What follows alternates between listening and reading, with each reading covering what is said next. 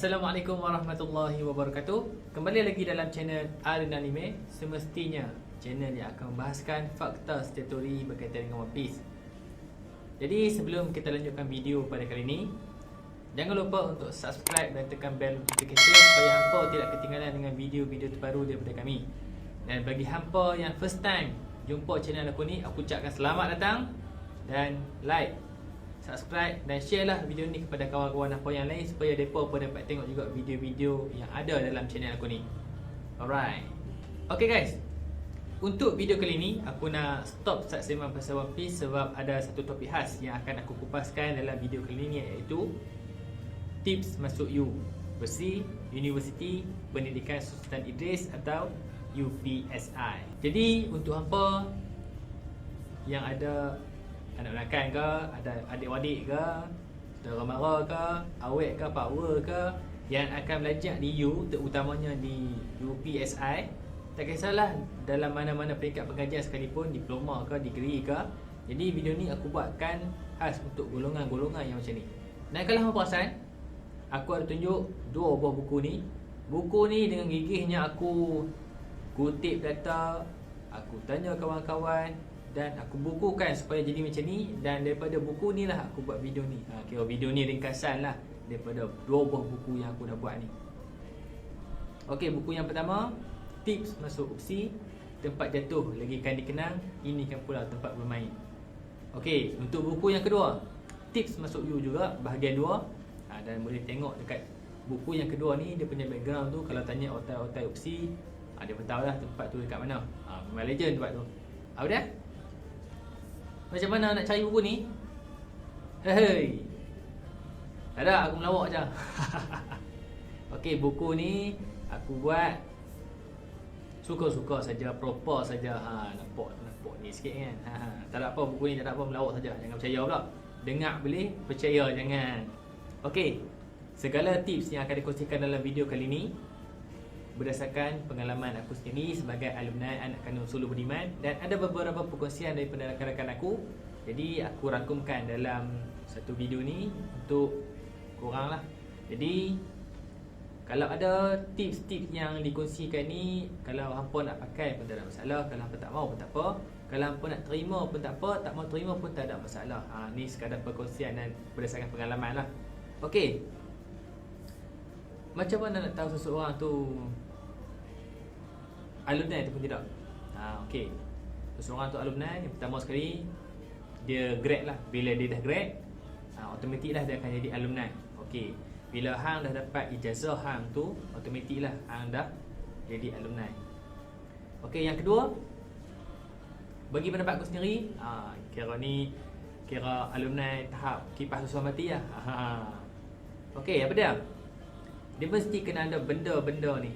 Apa dia benda tu? Okey, yang pertama, dekat sini.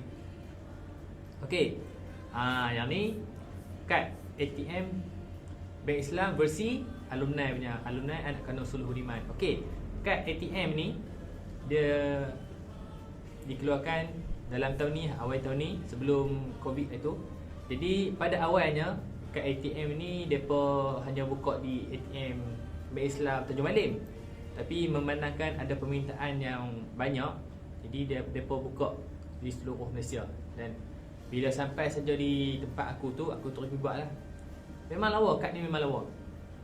Sebab masa aku pergi buat tu, kira pegawai bank tu dia cakap lah, dia puji, kata kad kita cantik. Okey, itu yang pertama. Yang kedua, ni dah merchandise. Okey, yang ni depa buat keluar masa Konvo tu lepas. Masa aku tengok dekat Facebook tu, mereka ada buat iklan tu, memang cantik. Cantik, murah, ada 3 barang. Jadi untuk dua-dua ni aku tak tahu sebab dia macam edisi terhad. Tak tahulah ada kedok lagi di pasaran tu. Boleh lah, kalau macam kat ATM ni boleh tanya dekat pihak bank. Tapi kalau untuk merchandise ni, apa tanyalah pihak alumni UPSI, mereka ada bawa keluar kedok, mereka ada jual lagi kedok. Tapi dua ni memang rare lah barang dah. Dalam video untuk tips ni, aku mungkin akan buat beberapa part lah. Aku akan pecahkan kepada beberapa part. Jadi untuk tengok tu, jangan tengok satu video sajalah. Sebab ada beberapa tips tu yang aku rasakan penting untuk apa sebagai mahasiswa-mahasiswi USI untuk tengok, sebab benda ni hampa akan lalui selama 8 sem. Jadi tips-tips tu bagi aku berguna lah untuk apa sepanjang hampa hidup sebagai seorang mahasiswa. Okey, tips yang pertama, kita sebagai manusia, apa-apa perbuatan kita sekalipun, mestilah kita utamakan niat kita. Okey, kita masuk U ni, kita sama belajar ni, apa niat kita? Kalau boleh, masa hari pertama apa jejak tu, hari pertama apa dah dapat surat tawaran tu, apa dah lulus untuk masuk ke mana-mana U, tetapkan niat apa dengan sebaik-baiknya. Niat kita nak cari keridaan Allah bagi orang Islam, nak tambah ilmu, nak menuntut ilmu. Perbetulkan niat betul.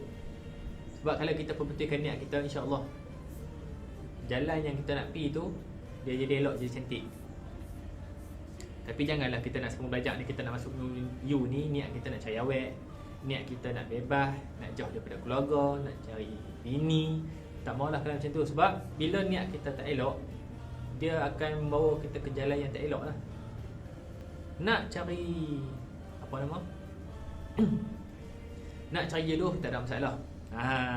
Sebab selain daripada Universiti Pendidikan Sultan Idris, kita juga ada kita punya gelaran juga, ada kita punya panggilan lain juga. Ni yang dapat kecap ni dia sendiri ada orang nyeh seorang kan. Okey, apa dia? Selain daripada Universiti Pendidikan Sultan Idris, UPSI juga dikenali sebagai Universiti Pertemuan Suami Isteri. Memang betul, jadi memang betul sebab ada kenalan-kenalan aku, kawan-kawan aku sendiri yang sama-sama U, sama-sama kos, ada yang lain kos, depa jumpa lah masa kat mesti jodoh depa lah, jodoh depa. Jodoh depa tu yang dikatakan Universiti Pertemuan Suami Isteri tu. Jadi apa-apa pasangan-pasangan daripada UKSI ni, kita doakanlah supaya hubungan depa ni berkekalan sampai ke jannah. Amin. Okey, dan yang kedua, bila hampa dah jadi mahasiswa, benda yang paling penting sekali, hampa kena baca buku. Buku di universiti ni cukup penting. Sebab apa? Daripada SEM 1 sampai SEM 8, segala assignment hampa memerlukan hampa untuk membaca. Bila hampa baca, hampa akan dapat banyak maklumat. Bila hampa akan dapat banyak maklumat, bila buat assignment senang. Sebab dalam assignment tu kita akan memerlukan hampa untuk membuat rujukan. Apa petikan-petikan tu, hampa tak boleh nak rekod sendiri. Hampa kena tengok buku mana yang kata. Nanti hampa akan masuk ni, hampa akan alami lah.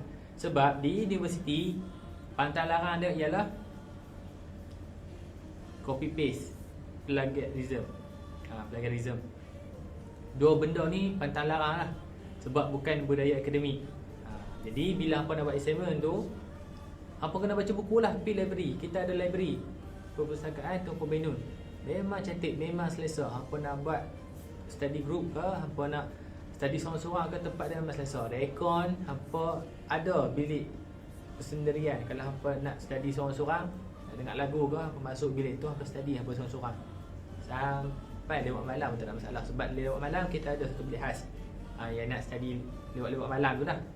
Jadi bila hampa buat assignment, hampa memerlukan pembacaan, hampa memerlukan rujukan. Sebab dekat belakang hampa punya assignment tu akan ada rujukan. Dari mana hampa ambil sumber-sumber tu, kata-kata tu hampa ambil daripada mana. Kalau tak ada tu nampak sangatlah hampa copy paste. Sebab kadang bila hampa copy paste, hampa main ambil daripada Google, masuk. Ingatlah lecturer dia boleh detect lah. Hampa jangan buat tahu pula. Lecturer ada cara dia. Jadi bila hampa hantar assignment, kalau lecturer tengok, wish banyaknya copy paste ni. Bila hampa dapat markah sikit, kena muhasabah diri lah. Pasal apa aku dapat markah sikit. Kalau boleh, sebab benda ni dia akan bawa sampai ke SEM 8. Sebab paling banyak hampa kena baca, hampa kena ada rujukan bila hampa buat tesis, final year project hampa. Memang kena banyak rujukan. Lebih dari 40 ke atas lah. Kalau rujukan hampa sikit tu, lecturer akan fikir lain lah kat hampa tu. Okey, untuk tips yang ketiga, yang ni soalan paling susah. Paling susah kalau hampa hidup sebagai mahasiswa. Soalan paling susah yang pertama sekali, nak makan kat mana? Yang ni tanya pilih mana-mana pun memang mereka tak akan boleh jawab. Oi, nak makan tak mana? Nak makan tak mana? Ikutlah tak mana pun. Nak makan tak mana? Aku ikut lah, tak ada masalah, aku okey lah. Sampai ke sudah daripada SM1 sampai SM8, duk makan, nak makan tak mana, nak makan tak mana, sampai ke sudah tak makan. Okey, tu yang pertama. Yang kedua, yang ni kalau hampa dah jam dah dekat awal-awal, dia sampai dia akan meleret lah sampai habis. Apa dia? Nama lecturer. Nama lecturer ni antara soalan yang paling susah. Kalau hang skor 4 flat pun, bila hang tak tahu nama lecturer ni, dia akan jadi susah. Walaupun hang buka soalan tu hang boleh jawab, confirm lah kata hang boleh full mark, tapi nama lecturer hang tak tahu. Habislah masuklah hang. Okey, nama lecturer cukup penting. Hampa akan belajar dengan dia 14 minggu. Takkan nama dia pun tak tahu. Kena tahulah daripada minggu pertama tu, kena tahu dah siapa yang ajak aku ni. Hafal dah nama dia. Kalau hang tak boleh hafal, masa nak pergi exam, tulis nama dia siap-siap. Nama penuh dia sekali dengan pangkat dia.